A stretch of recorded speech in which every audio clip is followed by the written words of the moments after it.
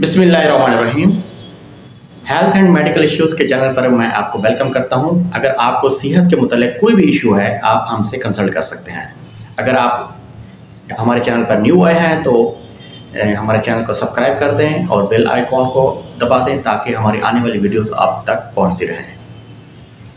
चलें, अब आज की हमारी मेडिकल इश्यूज़ है जिसको हमने डिस्कस करना है वो ये है कि बाज़ औक़ात हम खाना खाने के बाद सुस्त हो जाते हैं, या सुस्त होने के बाद नींद आना शुरू हो जाती है। अब सुस्त हो जाना, नींद का आना, क्या ये कोई मेडिकल प्रॉब्लम है? इसके बारे में हम डिस्कस करते हैं।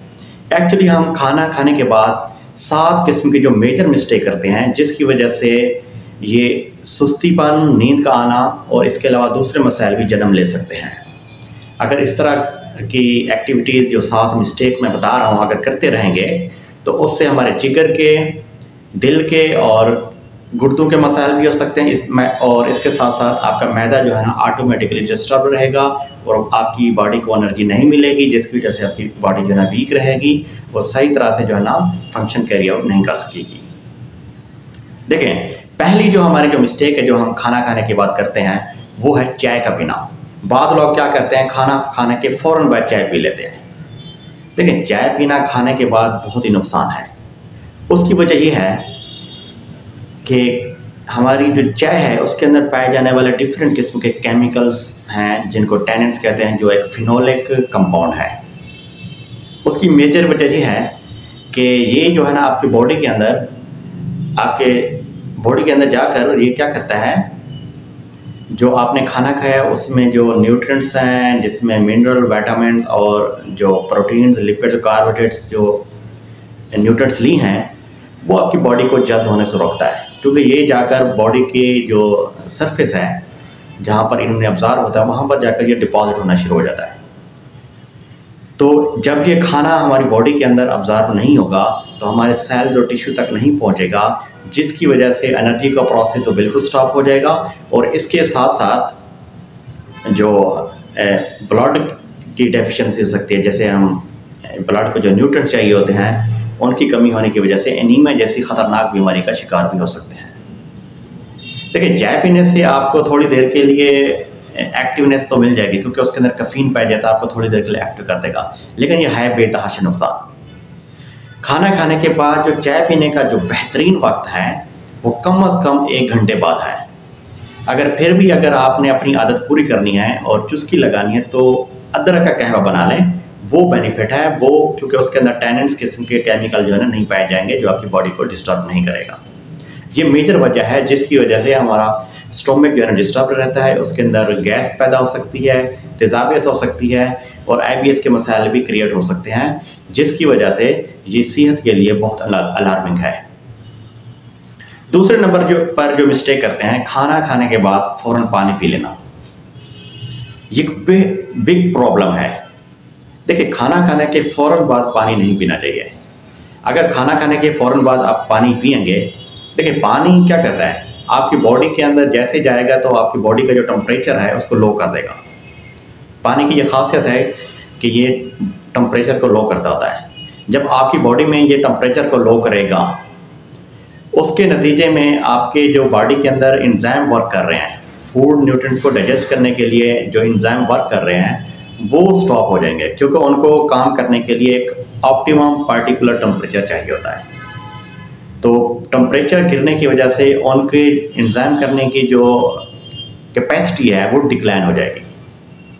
इसके साथ साथ पैनक्रियाटिक जूस और गैस्ट्रिक जूस की सिक्रीशन भी डिस्टर्ब हो जाएगी। जब इन 2 जूसेस की सिक्रीशन डिस्टर्ब होगी तो इसके अंदर मुख्तलिफ किस्म के जो एंजाइम पाए जाते हैं जो हमारी फूड न्यूट्रिएंट्स को डाइजेस्ट करते हैं, तो इस वजह से उसकी भी डेफिशिएंसी हो जाएगी और फूड के डाइजेशन का प्रोसेस डिस्टर्ब हो जाएगा, जिसकी वजह से मैदे के ऊपर दबाव बढ़ेगा। दबाव बढ़ने के साथ साथ तेज़ाबियत क्रिएट हो सकती है और गैस जैसे मसाइल भी पैदा हो सकते हैं। बेहतर यह है कि खाना खाने के फ़ौरन बाद सिर्फ पानी के साथ आप कुल्ली कर लें। अगर आपने स्पाइसी खाना खा लिया है, पानी की तलब है, तो 1 या 2 घूंट पी लें, उससे कोई नुकसान नहीं है। अमूमन कम से कम खाना खाने के 1 घंटे बाद पानी पीना चाहिए, जो हमारी सेहत के लिए बेहतर होगा।